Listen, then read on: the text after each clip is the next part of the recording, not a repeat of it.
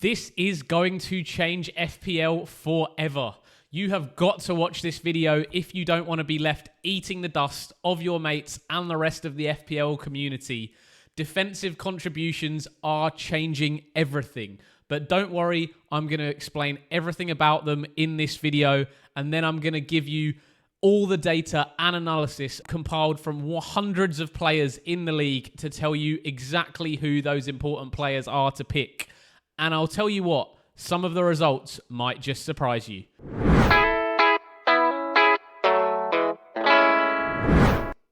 So firstly, for those of you that don't know what defensive contributions are in FPL this season, if in any one match a defender reaches 10 combined clearances, blocks, interceptions and tackles, which we'll be calling CBIT, he will receive 2 extra FPL points. If a midfielder in any match reaches 12 combined clearances, blocks, interceptions, tackles and recoveries, they will also receive 2 additional FPL points. Now this is capped at 2. If they get 40 or 50, they will still only get 2 points. And if they fall under the 10 or 12 threshold, they will get 0 points. There is no in between here. So why exactly are these 2 additional points so overpowered in FPL this year?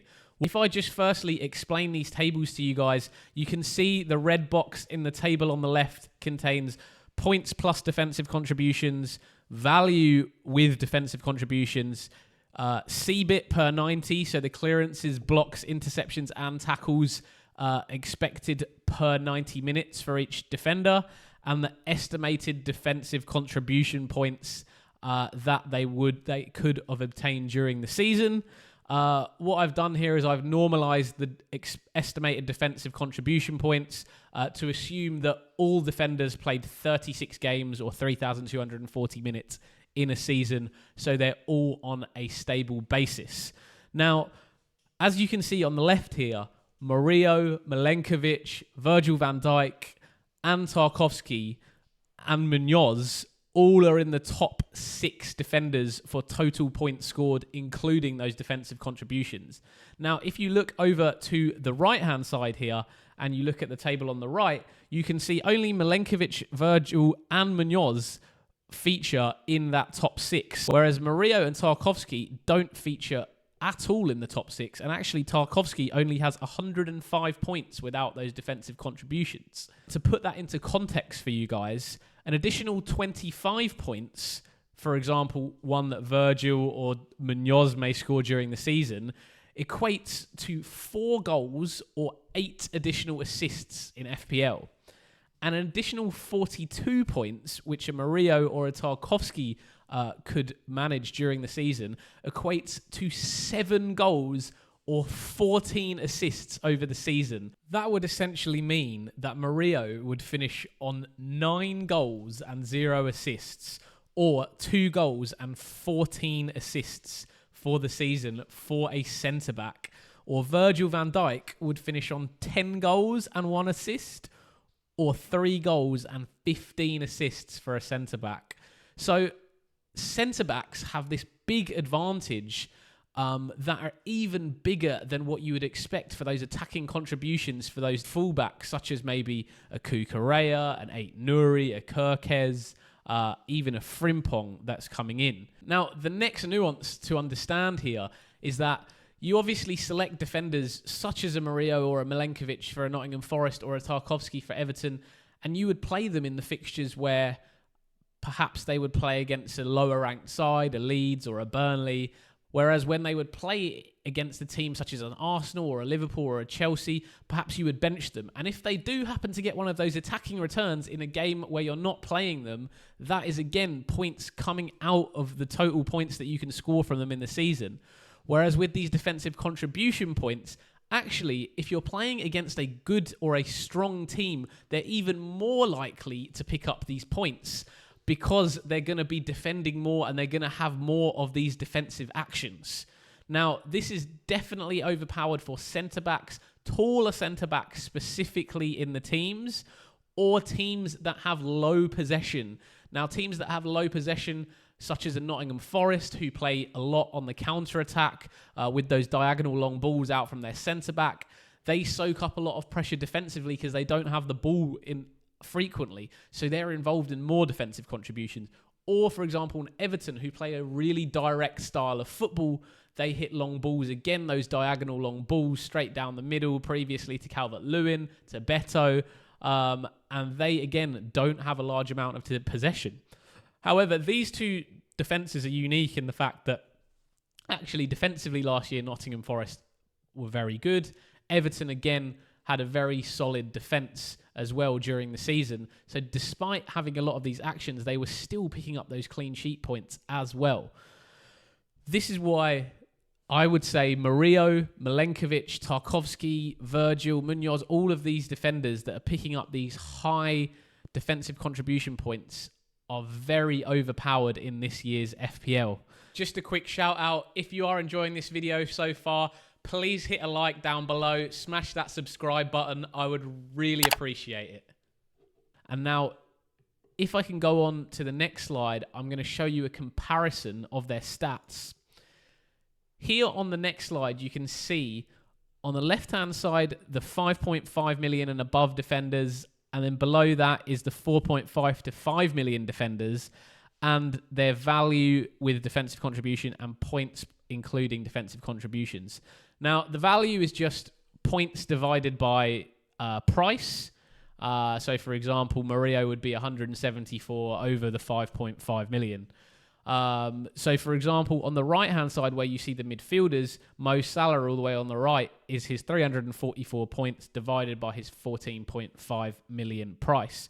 Now, this season, as in past seasons, defenders generally have the better value for money just because they're priced a lot lower than these midfielders. As you can see on that previous slide, the value of these defenders before was around 25, 26, and some of those 4.5 and 5 million defenders would be even a bit higher.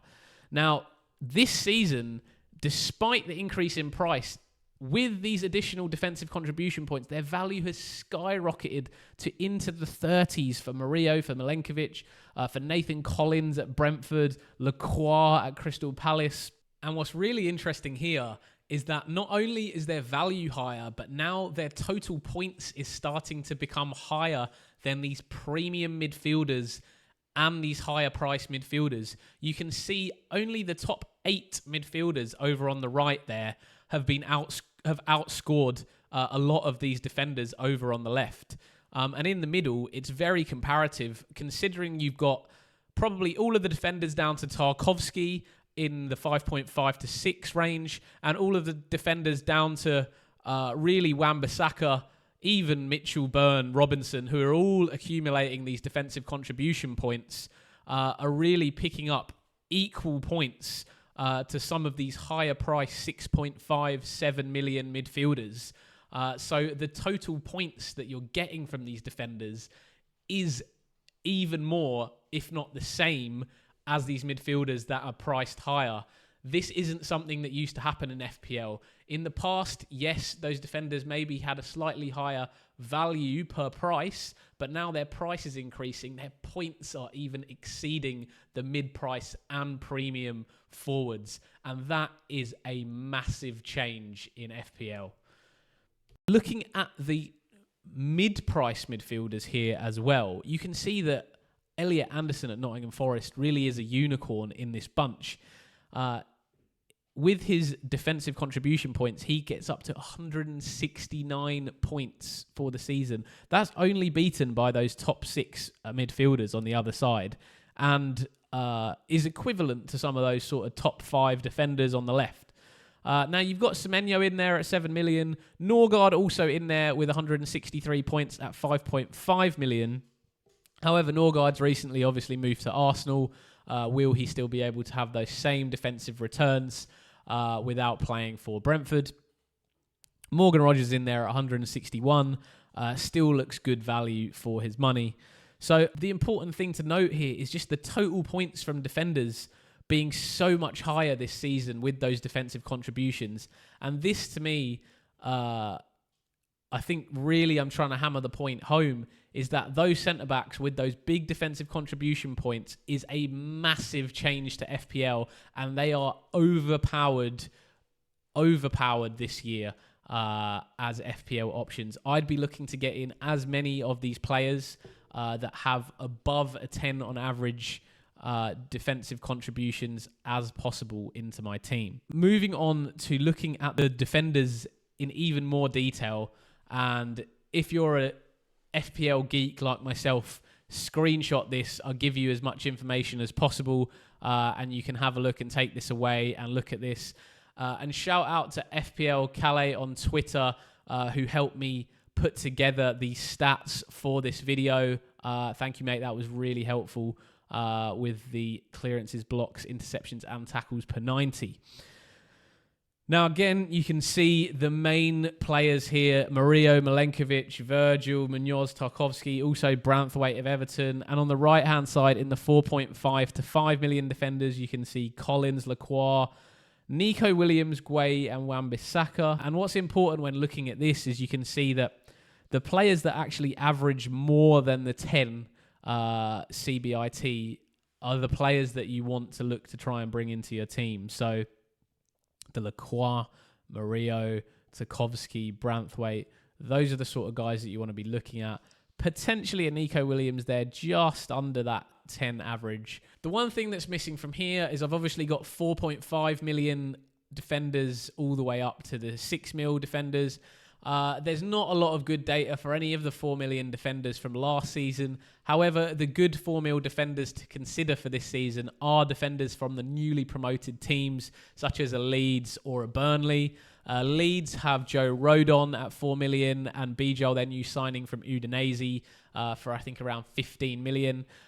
Both of those are good options. Bijol is suspended for game week 1, so I think Rodon is really nice for those of you who are looking to bench boost. And for Burnley, you've got Jordan Bayer and Maxime Steve. Steve is the more nailed one in that Burnley team, but I would expect Jordan Bayer to start alongside him. He is often the one that sort of competes for that first ball and attacks the first ball. So I would think that he potentially might actually get more clearances than a Steve. And would be able to pick up more defensive contribution points than him. From a Leeds perspective, I think the way tactically that their team is set up feeds in well to these defensive contributions. They have some really pacey attacking players. They might be a team that look to play on the counter-attack a lot this season and obviously will soak up that defensive pressure. Rodon and Bijol, we haven't seen enough of them playing together yet, but Rodon is definitely someone that attacks that first ball, looks to press high, win the ball early, and I think he's a fantastic option going into game week 1 at 4 million. Now, I know you guys want to look at the midfielders as well, and for the midfielders, and definitely for the cheaper price midfielders in that 5 million, there are no good 4.5 million midfielders, but in that 5 million midfielder bracket, the stats look a little bit odd, and that is because none of those 5 million midfielders really played that many games or that many minutes in the season. So I think the most was probably Belieber with about 25 starts maybe, and 2,600 minutes. Now, all of these defensive contribution points have been normalized to assume that the players play 36 matches in the season, which is why those numbers on the left look so big. The two that I've highlighted there in Belieber and Cook are the two players where they have the possibility of playing in every match for their teams this season. Belieber's getting more and more important into that Brighton side. He's still young, developing himself, and Cook at Bournemouth, despite the injuries that he's had, is someone who is quite an important player in that Bournemouth midfield. So those are the two that I would be looking at if I was looking at somebody in the 5 million price point. Into the 5.5 mil to 7 mil price point in the middle table here. And you can see right in the middle there, Caicedo, someone that people have been really hyping up this season and talking about how he's an excellent pick for the defensive contribution points. But actually, he comes in really low for me in terms of total points in that 5.5 to 7 mil area. Obviously, he's picking up 44 additional defensive contribution points over the season. However, someone like an Elliot Anderson, if he plays in all the 36 games, is going to pick up far more due to the amount of defensive contributions he performs each game. He's also on set pieces for Nottingham Forest, which gives him the potential for some assist threat. He got 2 goals, 6 assists last season. The only downside I would say of Elliot Anderson is Forest are in Europe this season, so there may be a little more rotation in their team, and he might be missing a few more games than we expect. Again, Morgan Rogers looks nice in there. Good value for money. I think at 7 million, he's a bit of a dark horse this year. Despite not getting a lot of defensive contribution points, I think he's a really nice pick as well.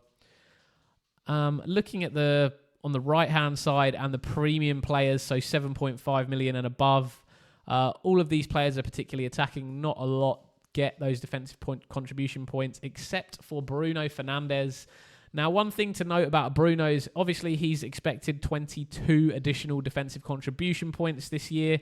However, he is dropping into a deeper lying midfield role, most likely with Cunha and Mbumo likely playing in those inside forward roles for Manchester United. That may mean his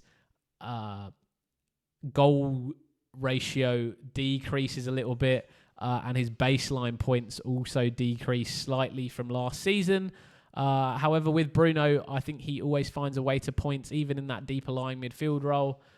So don't count him out. I still think he's a really nice pick at 9 million.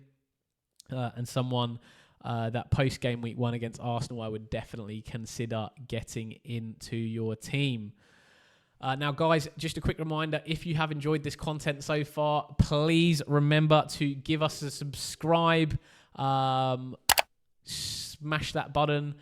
It will really help the channel, and it will help me continue putting this great content like this together for you guys in the future.